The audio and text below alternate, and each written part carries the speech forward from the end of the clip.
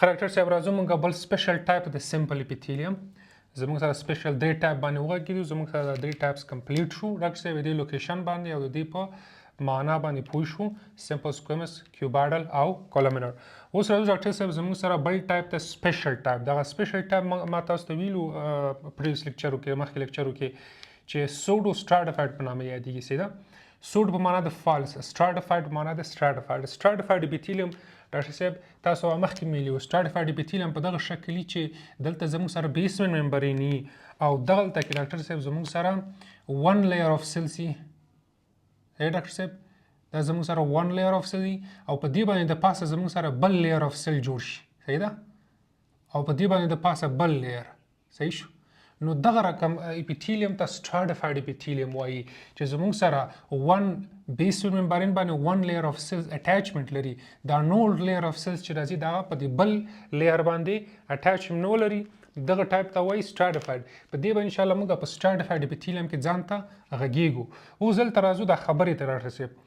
چې سوډو سټراتیفاید معنا دا و چې دا به سټراتیفاید نه وي دا اپیثیلیوم به سمپل اپیثیلیوم وي خو ښکاري به لکه څه شی ښکاري به لکه سټراتیفاید یعنی دا غلط سټراتیفاید ده کله چې ته مایکروسکوپ کې دې ته ګوري نو تا داسې ګومان راځي چې دا لکه چې سټراتیفاید ده خو په حقیقت کې هغه سټراتیفاید نه وي اوس دا وجه څه ده دې وجه څه ده چې دا سټراتیفاید باندې ښکاري دا نور سیلز خو چې دا خو ډېر سمپل دي مطلب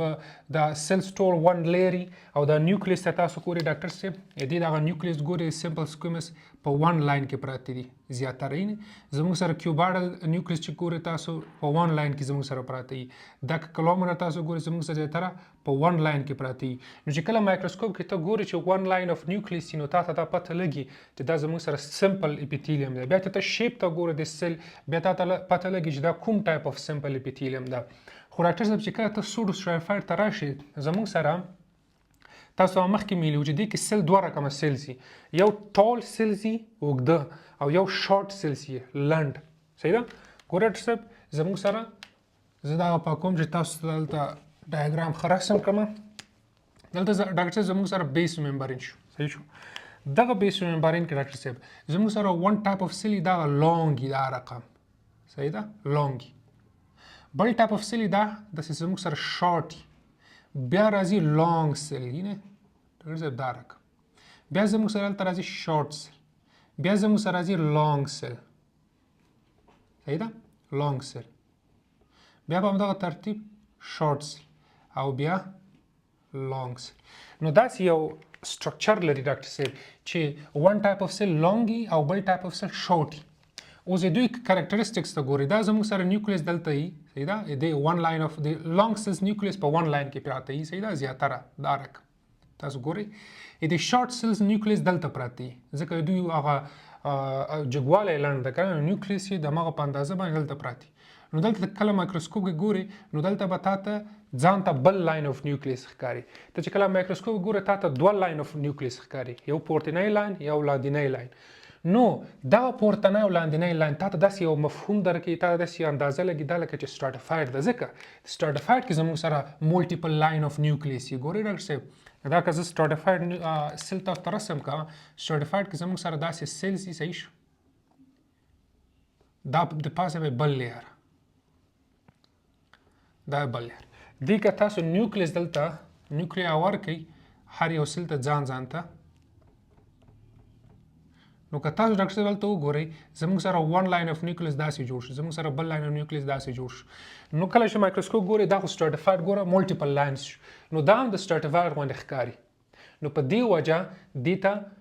سوډو سټراتیفاید وایي اوس وجه څه ده چې دا ولې غلط سټراتیفاید ده ځکه سټراتیفاید کې زموږ سره پرنسپل رول دی چې زموږ سره 1 layer of cell په بیس ممبرین باندې اٹیچمنټ لري خو دا بل لیر سیل څه دا په بیس ممبرین باندې اٹیچمنټ نه لري دا به په اولي لیر باندې اٹیچمنټ لري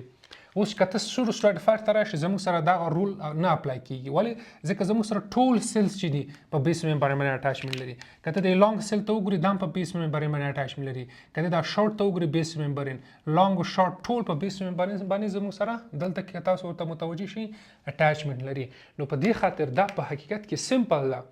خو ښکاري لکه سټراتیفاید هغه وجه ولې ځکه چې دوی نیوکلیس فرق کوي بله خبره ډاکټر صاحب بله وجه دا ده چې دوی دغه واړه سیل څه دي واړه دا دغه اوږده سیل څه دي د واړه سیل د فری سرفیس څه ته وایي فری سرفیس د پاسنۍ ساحې ته وایي دغه دا فری سرفیس شو صحیح ده نو دغه لانګ سیل چې د فری سرفیس لري خو دا شارټ سیل چې دا فری سرفیس نه لري ځکه چې دوی ورته دغه لاره بنده کړې ده یعنی داسې بند شوي دي نو دوی دا فری سرفیس نه لري په حقیقت کې دا لاندې سیلز فری سرفیس نه لري دا اوږده سیلز بره فری سرفیس لري نو دغه دوه خبرې چې کله سره یو ځای شي نو تاسو په مایکروسکوپ کې داسې اندازه لګي چې دا لکه چې سټراټیفاید ده کومې دوه خبرې یو دا چې دا لانګ سیل فری سرفیس لري شارټ سیل فری سرفیس نه لري نو په سټراټیفاید کې هم داسې ده کنه دا اول لیر سیل فری سرفیس نه لري ځکه چې د پاسه بل لیر ده خو دا دویم لیر اف سیل زموږ سره فری سرفیس لري صحیح شو نو ګوره دی یو رقم اندازه ولګیده ون سیلز فری سرفیس نه لري بل سیل چې فری سرفیس لري په دلته سټراټیفاید کې ون لیر اف سیلز فری سرفیس نه لري بل لیر اف سیل فری سرفیس لري بل خبره تاسو ته مولټیپل لیر اف نیوکلیس ښکاري نیوکلیای ملټیپل لیر ون لیر بل لیر په سټراټیفاید کې چې ته وګورې ون لیر بل لیر نو تا ته داسې اندازه لګي لکه دا چې سټراټیفاید وي خو په حقیقت کې دا سټراټیفاید نه ده دا چې ده دا سوډو سټراټیفاید ده معنا دا غلط سټراټیفاید ده دا ځکه چې ټول سیل زموږ سره په بیس ممبرین کې اټاچمنټ لري ډاکټر صاحب بیا نور ډېر نه غږیږو اوس ډاکټر صاحب یو خبره ته بل متوجه اوسئ زیاتره زموږ سره دا سوډو سټراټیفاید چې دا سیلیټډ دي دا چې دا زموږ سره سیلیټډ دي داسې په دې سر کې ویښتان لري دا لانګ سیل چې دا په دې سر کې داسې ویښتان رقم پروجیکشن لري دا چې سیلیا څه ته وایي سیلیټډ څه معنا دا به انشاءالله ځان ته یو لیکچر اخلو خو تاسو اوس دومره ځان پوه کړئ چې دا به په سر کې پروجیکشن لري پروجیکشن څه معنا داسې راوتلي برخې لري صحیح ده سیلیا یا مطلب هغه ویښتان رقم سټرکچر به لري اوس دا څه په درد خوري اوس به دلته انشاءالله پوه شو ډاکټر صاحب راخلو دا سمپل دا سوډو سټراټیفاید اپیتیلیم دلته سوډو سټراټیفاید اپیتیلیم لوکیشن اوس چیرته ده لوکیشن مهم ده یو مهم لوکیشن تاسو زده کړئ دا ایر کنډکشن په ایر کنډکشن ریجن کې کوم ځای کې چې زموږ سره ایر کنډکشن کې څه کېږي ایر کنډکشن کېږي ایر کنډکشن څه معنا ډاکټر صاحب ایر کنډکشن دا معنا چې دغه سوډو سټراټیفاید اپیتیلیم زموږ سره په هغه ځای کې موقعیت لري کوم لار نه چې هوا تیریږي کله چې ریسپایریشن کې هوا اخلي کنه نو دا هوا چې ته اخلي او بیرته هوا راوځي کنه نو دا خو به یو څو سټرکچر نه تیریږي کنه نو هغه ځایونه چې دغه سټرکچر نه چې دغه هوا تیریږي زموږ سره سوډو سټراټیفاید الته کې موجود دي اوس دا کوم ځایونه ډاکټر صاحب زموږ سره دلته کې تاسو کتلی شئ اول لوکیشن نوز پزه ته هوا اخلي کنه نو پزه کې دلته چې کوم سټرکچر د انشاءالله تاسو په اناټومي کې د پزه ریلیټډ ریسپیریټري اناټومي کې به تاسو په دې باندې بحث کوئ چې پزه کې موږ سره کوم سټرکچر دي نو په پزه کې دننه کته چیرې دا یو دیوال د پزې لري کې د بل دیوال ته وګوره ډاکټر صاحب نو دغه سرفیس بر او لاندې دغه لوکیشن زموږ سره سوډو سټراټیفاید اپیتیلیم پوښلي دي دا یو لوکیشن شو صحیح ده زموږ سره په کوم ځای کې په نیزل کاویټي کې تاسو ته دغه نیزل کاویټي ده صحیح ده دغه ځایونو کې ډاکټر صاحب دا زموږ سره نیزل کاویټي شو صحیح شو دغه ځای کې په دغه ځایونو کې زموږ سره د کوم سرفیس چې دیوال لاندې او بره نو دلته زموږ سره دا ون لوکیشن شو کوم ځای نوز پزه صحیح شو یو لوکیشن دا ولې زه درته بیا وروسته انشاءالله وایم چې دلته څه په درد خوري بل لوکیشن ډاکټر صاحب زموږ سره نیزو فیرنګس دا د پزې هغه اخري ساحه څه ده چې هغه پزه اخر کې لاره لاندې ځي سږو ته ځي که نه نو دغه قسمت ته نیزو فیرنګس وایي دغه قسمت ته دغه نیزو فیرنګس دا بل لوکیشن په دغه ځای کې موقعیت لري دا فیرنګس څه ته وایي دا به انشاءالله تاسو اناټومي کې لولئ خو دومره پوه شئ چې دغه د پزې شاته چې کومه لار تلي د لاندو سږو طرف ته نو دغه ته نیزو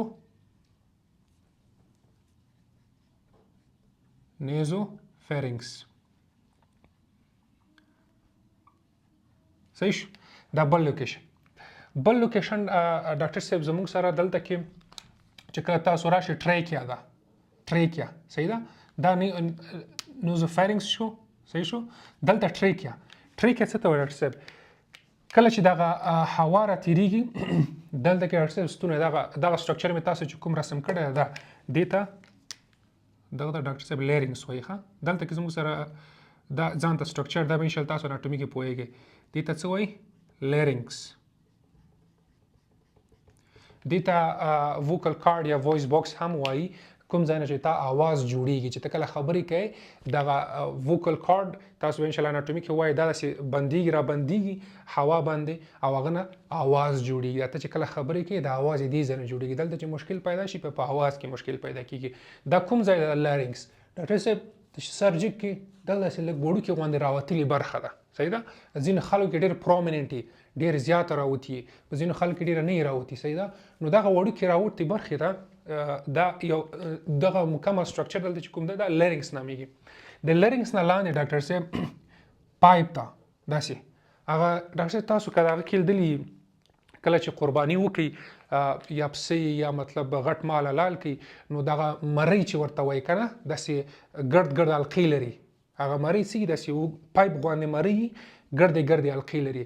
هغه ته ډاکټر صاحب ټریکیا وایي هغه دغه ځای کې ډاکټر صاحب دغه څه نامیږي ټریکیا صحیح شو دا زموږ سره ډاکټر صاحب ټریکیا شوه نو ډاکټر صاحب ون لوکیشن په نوز کې بل لوکیشن نیزوفرینګس کې بل لوکیشن ډاکټر صاحب ټریکیا کې دا ټریکیا تقریبا دغه ځای نه تر دغه ځای پورې ډاکټر صاحب په دې بل کلر کې درته وکړم چې تاسو ښه پوه شئ ټریکیا ډاکټر صاحب دغه ځای نه تر دغه ځای پورې دا مکمل سټرکچر چې کوم ده دغه د لیرینګس نه لاندې صحیح ده د لیرینګس نه لاندې دغه مکمل سټرکچر ته څه وایي ټریکیا نو دغه ډاکټر صاحب زموږ سره چې کومه اپیتیلیم ده زه داسې رسموم ګر چې دا رسم صحیح نه وي راغلی خو تاسو پوه شئ دغلته دا کوم سرفس کې چې کومه اپیتیلیم ده دا زموږ سره سوډو سټراټیفاید اپیتیلیم ده بل ډاکټر صاحب بل زموږ سره په برونکای کې دغه ډاکټر صاحب دغه ځایونو ته دغه دوه پایپونه دغه یو پایپ بیا په دوه پایپونو نور ویشل کیږي سږو ته ځي یا یو سږي ته ځي بل سږو ته ځي یو رایټ یو لیفت نو دغه دوه پایپونه چې د ټریکې نه پروجیکشن یې اخیستی ده صحیح ده دغه صحیح شو ډاکټر صاحب دغه پایپ ته ګوري دغه پایپس دې ته څه وایي دې ته وایي برونکس یو دانه ته برونکس وایي یو دانه ته برونکس وایي دواړه په لاتین یا په چې کله سره جمع کې لکه انګلیسي کې چې موږ وایو پنس کنه یو قلم دوه قلمه نو برونکای هم دغسې د یو دانه د برونکس دوه دانې برونکای نو دا دواړه برونکس چې دي برونکای چې جوړېږي دغه په سرفس کې هم زموږ سره سوډو سټراټیفاید اپیتیلیم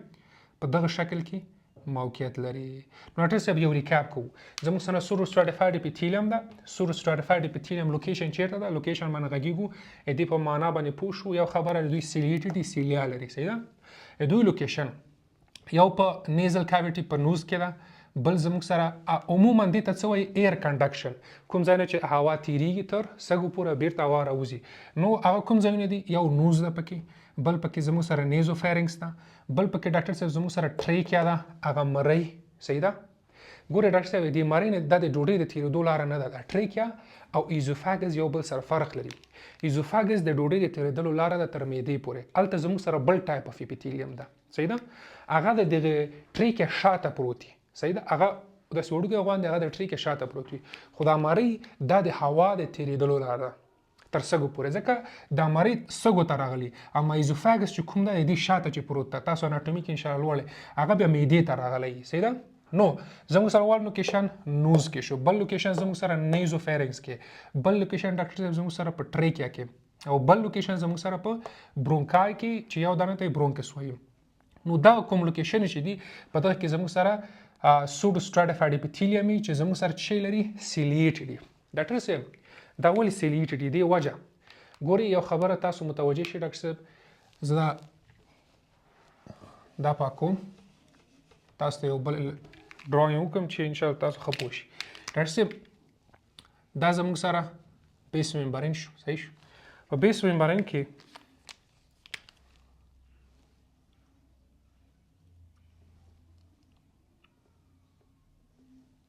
په دغه ترتیب زموږ سره سیلز دي.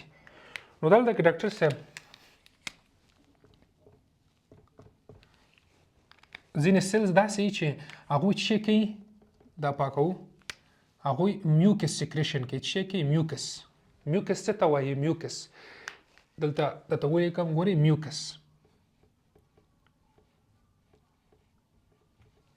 میوکس هغه سریښناکه مایع یا سریښناکه لیکوډ جیل لایک سټرکچر جیل لایک مواد چې کنه مونږ په عامه اصطلاح ځینې وخت بلغم ورته وایو کنه میوکس هغه لزجي مایع چې دلته ریسپیریټري کې ځینې وخت تاسو تف کوئ بهر تف کوئ نو هغه میوکس دلته کې دغه اپیتیلیم چې د کوم سور سټراتیفاید اپیتیلیم ده دلته یو ټایپ اف سیل دی هغه ته ګوبلیټ سیل وایي. ګوبلیټ سیل ان شاء الله دا په ګلانډ کې په دې باندې خبرې کوو ګلانډ کې او په دې باندې غږیږو ګلانډولر اپیتیلیم کې. خو تاسو دومره زده کړئ چې دلته یو ټایپ اف سیل د په نامه د څه نومیږي؟ ګوبلیټ. ګوبلیټ سیلز دي. ګوبلیټ سیلز زموږ سره په سور سټراتیفاید اپیتیلیم کې پراته دي ځینې ځایونو کې. صحیح ده؟ نو دا په عادي حالت کې په نارمل حالت کې په کافي اندازه سره پراته وي په خپله نارمل اندازه باندې پراته وي. نو دا څه کوي؟ دا زموږ سره دلته د بره موږ سره میوکس جوړوي. څه جوړوي؟ میوکس. دلته زموږ سره دا سرفیس څه دا سرفیس کې زموږ سره دغه خویه سریښناکه میوکس دا لیر څه دا جوړ شي تن نری.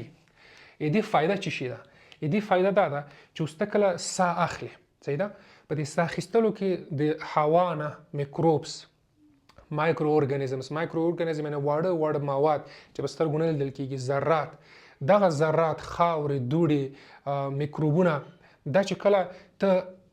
هوا اخلي ځکه د هوا خو فلټر شوی نه نو دا دلته کې کومه پزه کې چې زموږ سره میوکس دي دلته ټریکیا کې چې کومي په برونکای کې چې کومي په کومو لوکیشنو کې چې دا موقعیت لري نو دا هغسې ټراپي دوی ته سریښ چې کله د چټلي تیریږي سړی هغه مثلا ګرد او دوړې او مطلب دغه میکروبونه چې کله غواړي تیر شي نو دا میوکس دوی دپاره سریښ نو دلته دوی بند شي نور مخې ته نشي تللی داسې سږو ته ځان نشي تېرولی چې هلته سږو کې مشکل پیدا کړي. صحیح ده؟ دا چې د حد نه اندازه سیوا شي بیا هلته سږو کې مشکل پیدا کړي. خو په نارمل عادي حالت کې دا میوکس دوی ټراپ کړي دغلته پزې دغه ځایونو کې ټول ټراپ شي دلته دوی چسب شي سریښ شي لکه مچانو ته چې سریښ کېږي او مچان پې کښېني او بیا بیرته نشي جګېدی نو دا داسې یو سریښ ته الله جل موږ په تنفسي سیستم کې یا ریسپیریټري سیستم کې داسې یو خاصیت اچولی چې دغه میکروبونه ټراپ شي بند شي. نو اوس په ورو ورو دغه سیلیټډ څه کوي دا سیلیا د څه دپاره دا سیلیا د دې دپاره ډاکټر صاحب دغلته چې کوم زموږ سره سیلیا وي صحیح ده دا سیلیا څه کوي سیلیا دغه میوکس مخې ته رابیایي تر څو چې خولې ته راورسي او ته د باندې بهر توف کړي. صحیح شو؟ نو دغه یو دفاعي سیستم ده یو پروټیکشن ده یو محافظتي سیستم ده. نو زمونږ دا ویلی شو چې زمونږ سره سوډو سټراتیفاید اپیتیلیم یو ډېر اهم فنکشن کوي زمونږ سره په ریسپیریټري سیستم کې. هغه اهم فنکشن دا ده چې زموږ سره ریسپیریټري سیستم د میکروبونو او مایکرو ارګانیزم نه ساتي په کوم سیستم باندې چې دا دلته میوکس راشي میوکس سیکریټ شي د خپل اپیتیلیم د سورو سټراتیفاید اپیتیلیم سیکریټ کې جوړي کې اغه نه بعد دغه سیلیای څه کې بهر راګذار کې او ته د باندې توف کې نو دا کچیر دلته کومه سورو سټراتیفاید دا که مثلا نیزوفارینکس کې دا که په ټریکیا کې دا که په برونکای کې دا زموږ سره نارمل فنکشن شو. اوس ډاکټر صاحب یو تاسو ما سره میډیکل یو کلینیکل کورلیشن هم زده کړئ یو کلینیکل کورلیټس دا دې نه وروسته به انشاءالله کوشش کوو چې په خپل لیکچرونو کې به یو داسې موضوع راولو داسې یو مریضي به راولو چې هغه وروسته تاسو چې کله کلینیکل سبجیکټونو ته ځئ او په کلینیک کې هلته تاسو د مریضانو سره مخامخ کیږئ نو تاسو ته اندازه لګي چې دا مشکل په دغه ځای کې ده. یو کلینیکل کنډیشن ډاکټر صاحب زموږ سره په نامه د څه شي په نامه د کرونیک برونکایټس. کرونیک برونکایټس څه رقم کنډیشن ده؟ کرونیک په نامه د مزمن کرونیک په معنا د لانګ ټایم صحیح ده لانګ ټایم دوامداره صحیح ده. برونکایټس څه معنا برونکای خو دې ته خو برونکای وایي ګوره ډاکټر صاحب برونکای دا ټس یا دغه کوم چې اخر کې کوم زموږ سره سفکس راځي اخر کې وروستاړی راځي دې معنا دی چې انفلیمیشن څه معنا انفلیمیشن ان شاء الله تاسو ځان ته بحث کې اغلوالی انفلیمیشن داسې چې دلته په دې یو سټرکچر کې مواد سره راټول شي په همدغه ترتیب فلویډ سره راټول شي هلته کې مثلا میکروبونه سره راټول شي نو دغه میکروبونه او دغه فلویډ او دغه کوم د بیروبار چې سره راجوړ شي په دې سټرکچر کې دې ته په لنډ اصطلاح تاسو وایم کوم ځای کې د بیروبار د میکروبونو د موادو سره راټول شي د انفلیمیشن وایي صحیح ده د انفلیمیشن باندې تاسو ځان ته لیکچر یې په دې باندې فزیولوژي کې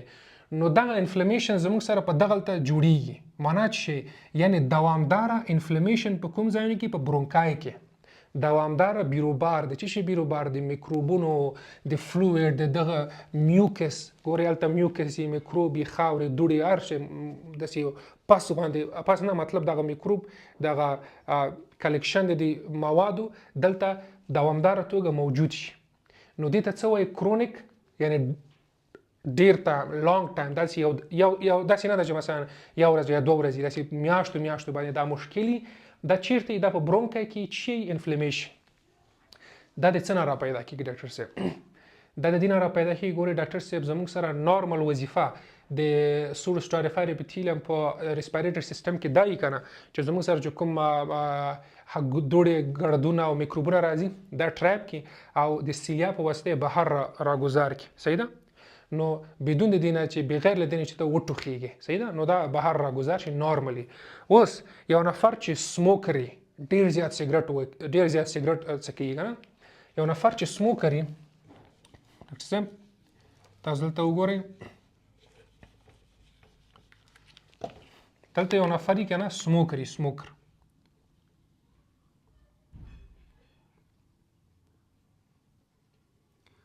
که یو نفر زموږ سره سموکري ډاکټر صاحب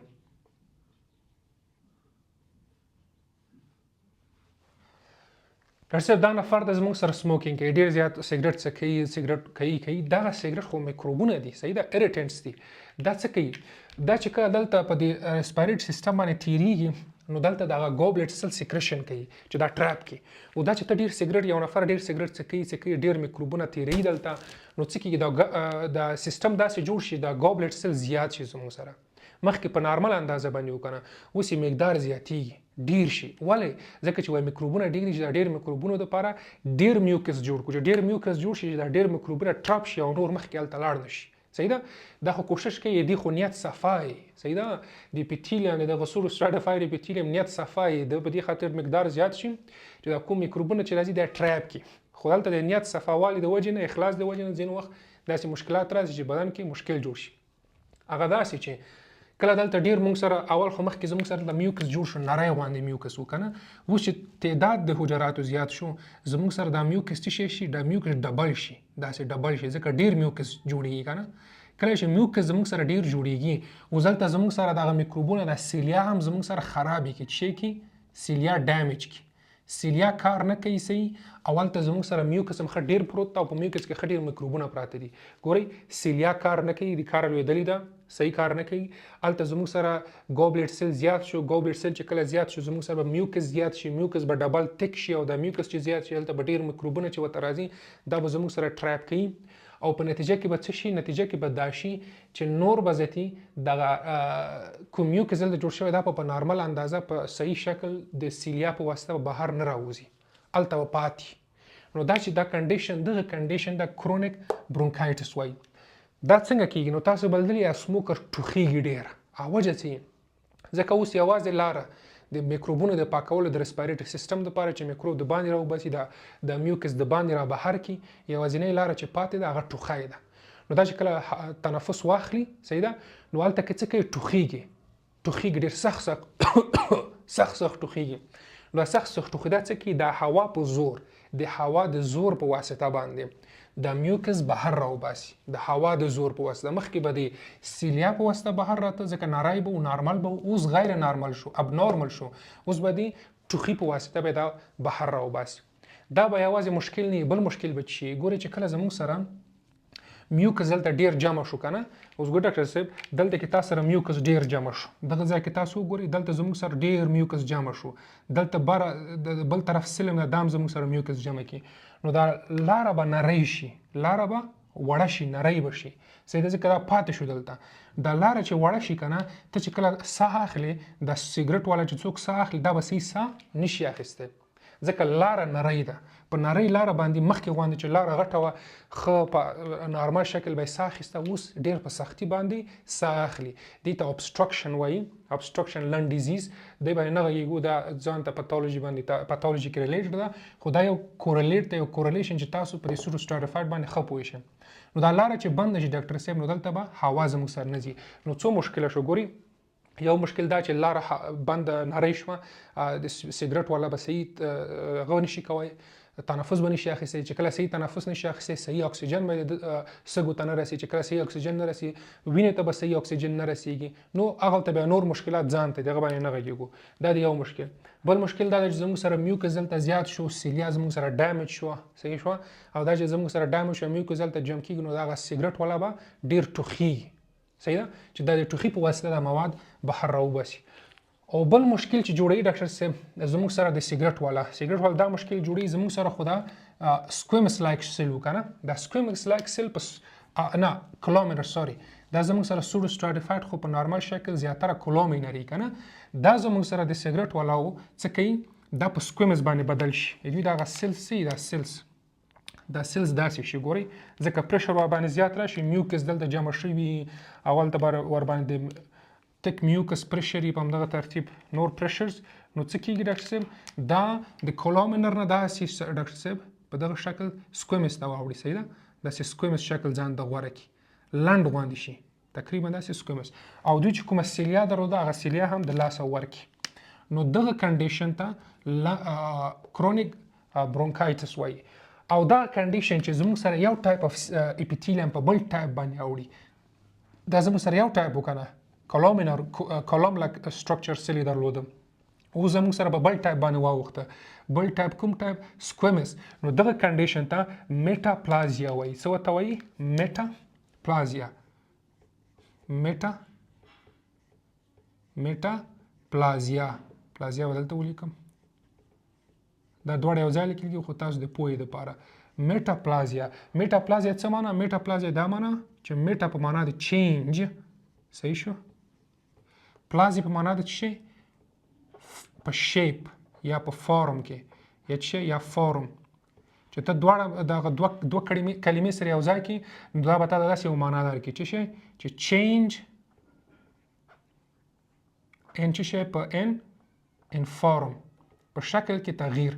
نو تاسو دلته ګورئ په شکل کې تغییر وشو کنه، کولومینر په سکویمس بدل شو. نو دغه کنډیشن زموږ سره په پاتولوژي کې څه وایي؟ میټاپلازیا. زموږ سره به میټاپلازیا شي. څو کنډیشن شو؟ ابسټرکشن شو، ابسټرکشن یعنې بندش، د هوا ښه نه تېرېدل،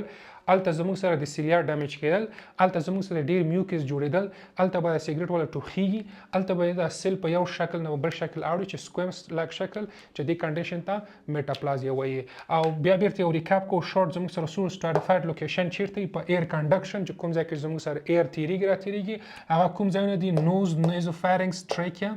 او برونکای. نو په دې امید چې زموږ سره په سمپل اپیتیلیم تاسو ښه پوه شوي، انشاءالله نیکسټ سیشن کې به په سټاټیفایډ باندې غږیږو.